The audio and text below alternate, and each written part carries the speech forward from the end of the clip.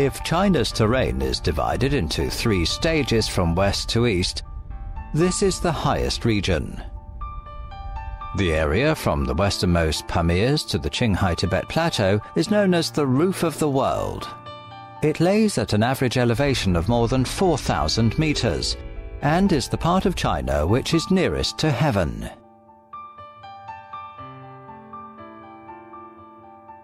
As the first light of dawn signals a new day reflecting on the snow-covered plateau, traditions going back 1,000 years may quietly turn a new page today.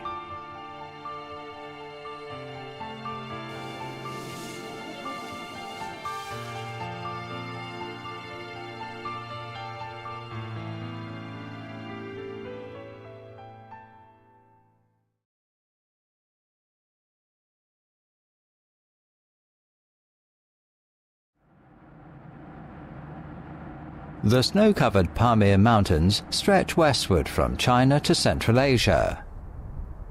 The air here is very thin, and the oxygen level is only 2/3 of that found in the plain area. This area is the most dangerous section of the ancient Silk Road.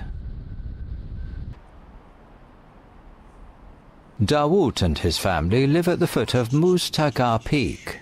With an elevation of 7,546 meters above sea level, it is 100 kilometers from the nearest trace of civilization, Tashkurgan County. This Tajik family has lived here for 4 generations.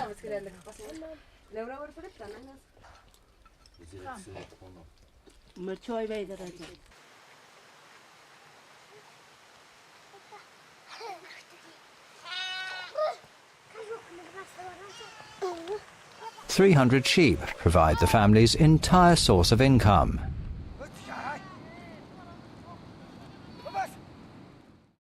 Each August, snow starts to fall across the pasture area, which has been used by the Dawood family for generations.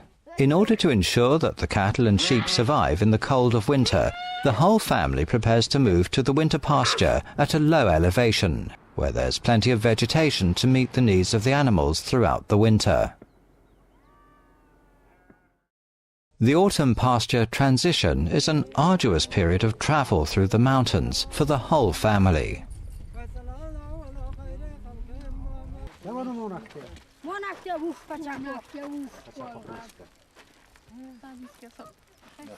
Dawood's parents are now too old to make the journey.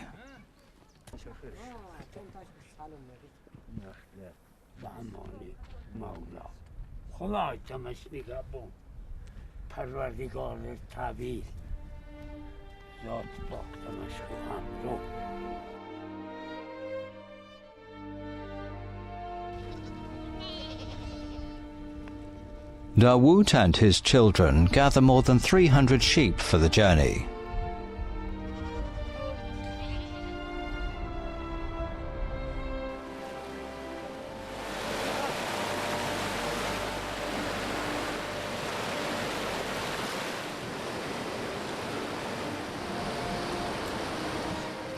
The trip will take them more than 100 kilometers. They will journey from 5,000 meters to 2,000 meters above sea level.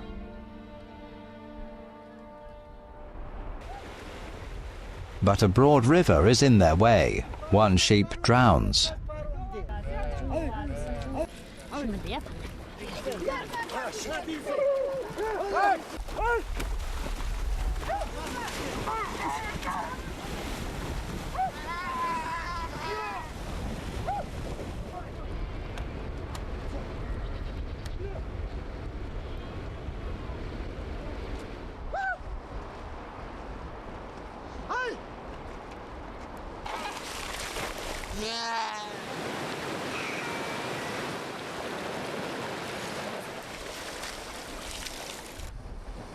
For this traditional nomadic family, every sheep is an important asset. Dawood's son tries to save the animal in various ways, by covering the sheep with hot sand and removing the water from its ears. But all these efforts are in vain. They have lost a sheep on the first day of their journey.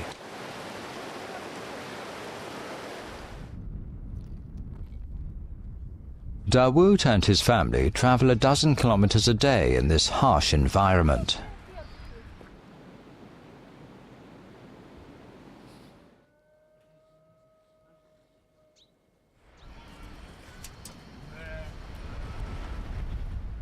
Every night they set up a temporary fence to create a safe place for the sheep to sleep, while the family sleep on the ground.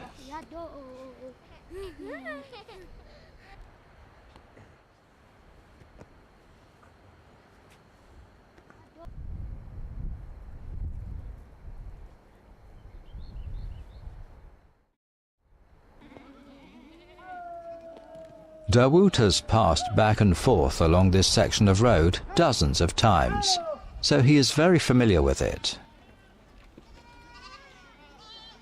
But nature can change the entire landscape in a few minutes, and the family must work together to overcome any difficulties. 10 days into the journey, they come to the most dangerous part of the trip. A 5,000-meter-long steep mountain road. Camels can't climb it. Only yaks can be relied on.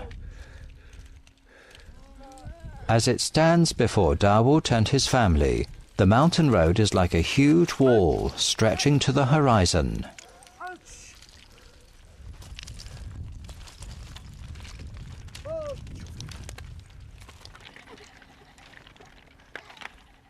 Dawood's granddaughter's foot gets stuck in the rock.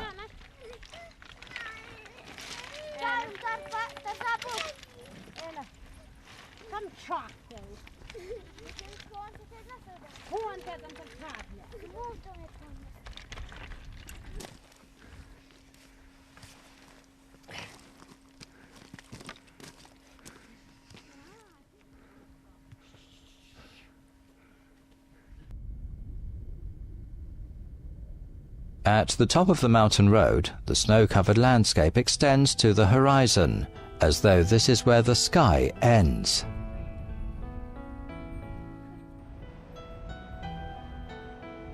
After a 12-hour-long journey, the family finally arrive at their destination. They will spend the long winter on the green pasture and return to the high-altitude summer pasture next spring.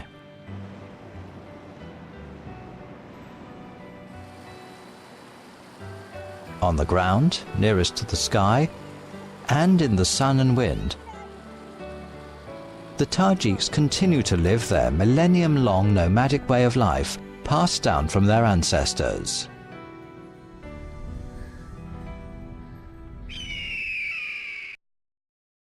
The region from the Pamir Plateau to the area in the south is known as the Qinghai Tibet Plateau, also known as the Roof of the World. On July 1st, 2006, with the opening of the Qinghai Tibet Railway, the isolated horizon is no longer so distant. Luo Chong is 49 years old and lives in Chonggar Village, Gongtang Township in Damshung County, not far from the Qinghai Tibet Railway. The railway brings tourists from afar.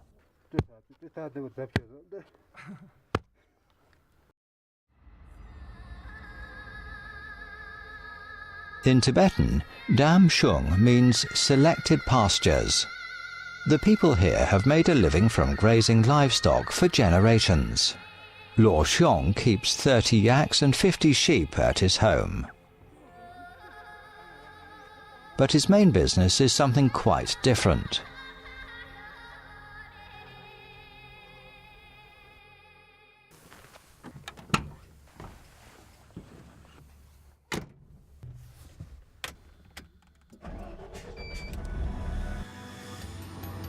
After the railway was built, logistics became increasingly important.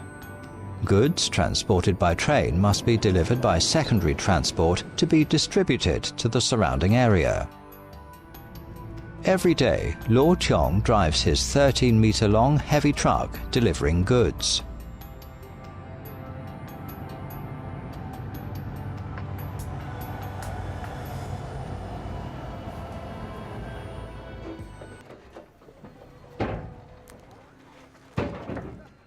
Two years ago, Lord Chong gathered together more than 40 trucks in the village and started a transport cooperative.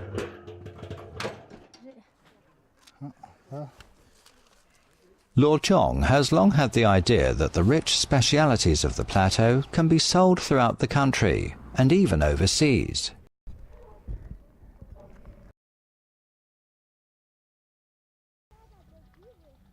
No sooner said than done. Soon Lord Chong registered a livestock product processing agricultural cooperative and was soon ready to produce air-dried dark meat. This time, however, things didn't go as smoothly as the first time he bought a truck to transport goods. Because he lacked experience, a series of tedious problems, for instance, office procedures, buying equipment, looking for suppliers and buyers, took up all of Lord Chong's time.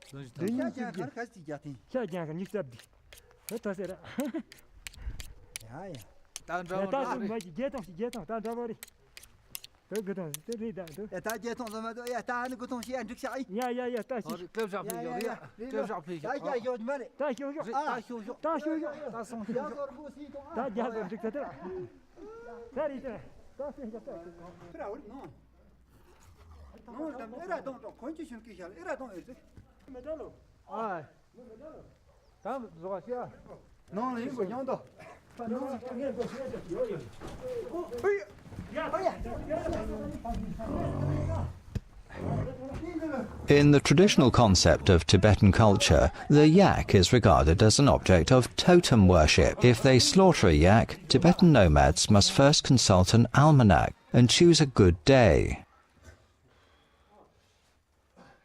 Before the slaughter, the yak should be drenched in special Tibetan medicine from a nearby temple. This is used as an anesthetic to reduce the yak's pain and suffering.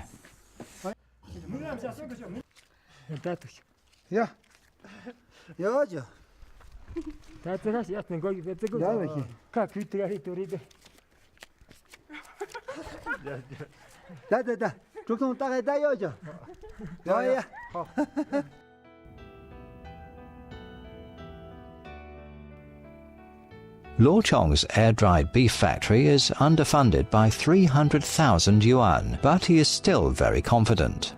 Now that trains can make it up to the plateau, his factory will certainly prosper.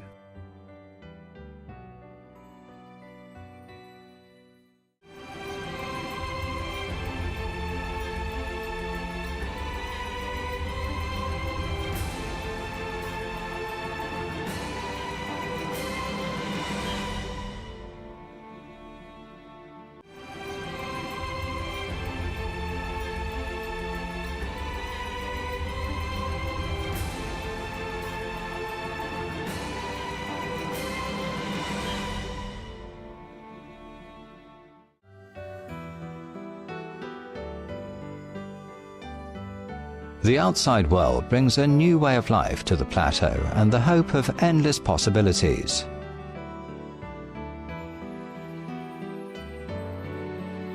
By September, Lhasa has turned cold, and the air seems to be filled with the smell of winter.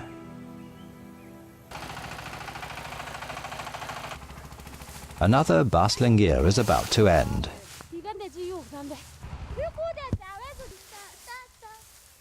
Because it is sparsely populated and many young people have left the area to work, farm work in the village often takes the form of mutual assistance.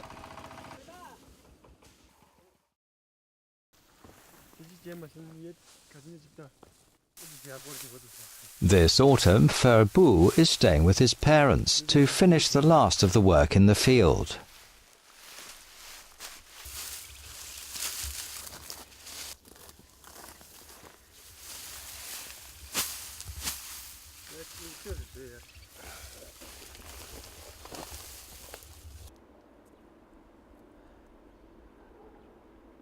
Surjiaolin village, where Furbu lives, and the Patala Palace are just across the river.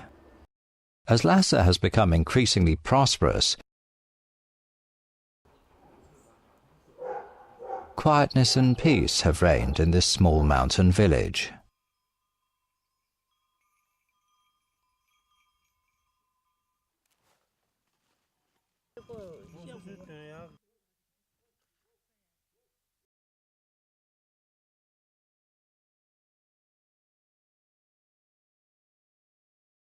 Overlooking the Lhasa River from Furbu's field, the magnificent Patala Palace can clearly be seen in the distance. Furbu likes looking at the Patala Palace from here. It's so close it almost seems to be within reach. But it's so magnificent he could look at it for a lifetime.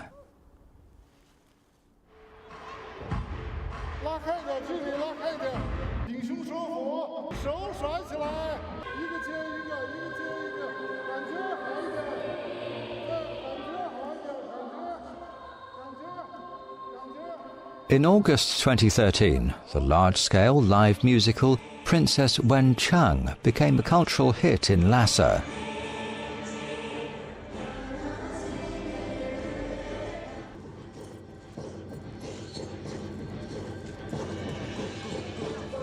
The large-scale performance had a total of more than 700 actors, most of whom were recruited from members of the public from across the whole of this autonomous region.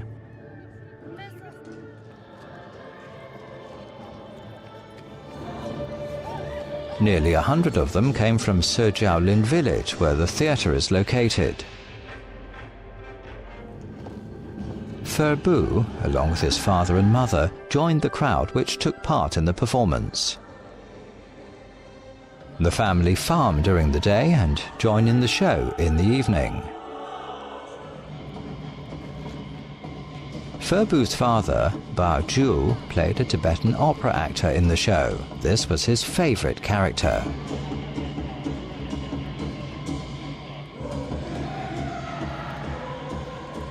Bao Ju loves Tibetan opera and hopes his son will also grow to like it.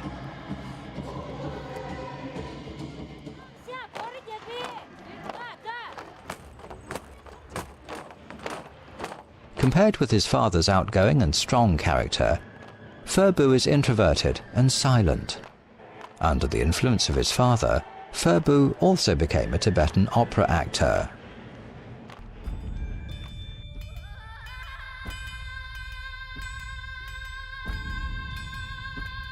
In 2012, Princess Wen Chang was performed in Beijing, and Furbu was one of the actors. The 23-year-old man left Tibet for the first time and went to the city and a totally different way of life.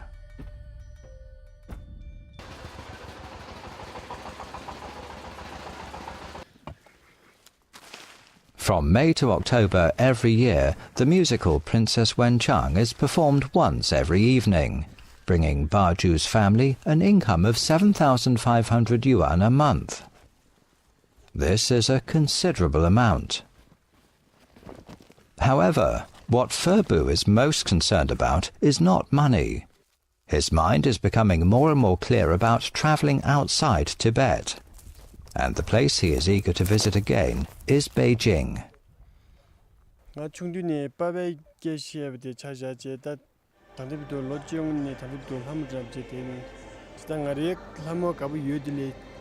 Legati chugo jeje devin en yuyamindu jeja ngachulo chinjen ngare tongi die chiu tambe mate ngare ta sambe legi ji tego singis.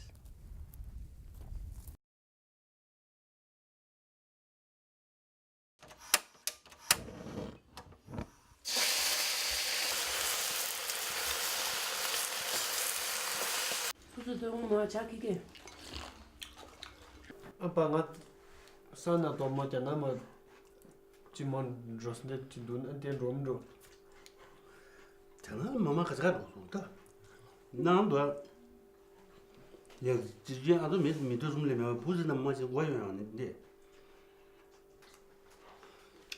나시도 뭐지 엘리던데 돌려 내가 롤란데와 부지는 또 톱지는 미니 미도니 내가 그래 저거는 디 용역으로 말 부지네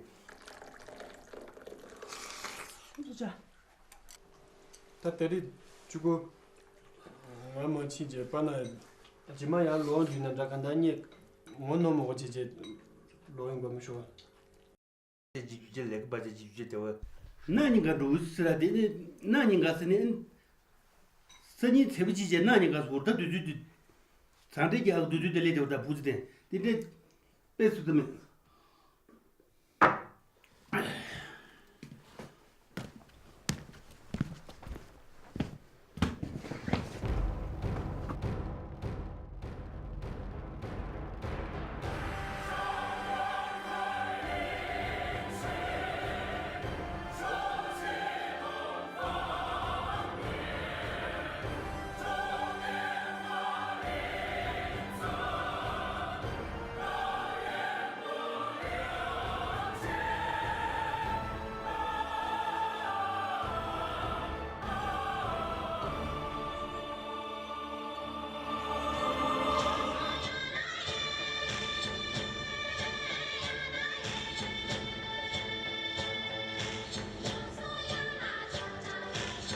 After the argument, life continues in accordance with his father's wishes.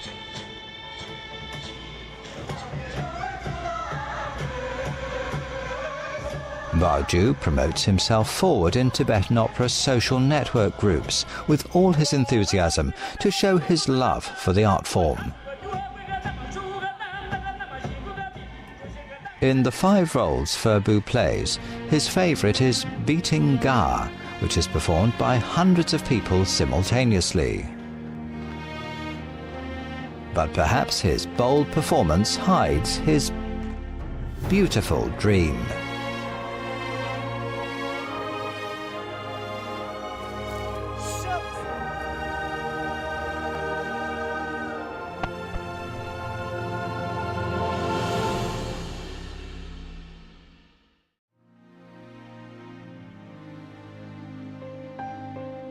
Hainan Island is China's largest tropical island, and the fantastic coastline, unknown seafloor, noisy wharf and busy harbour underscore the Chinese people's unique feelings for the ocean.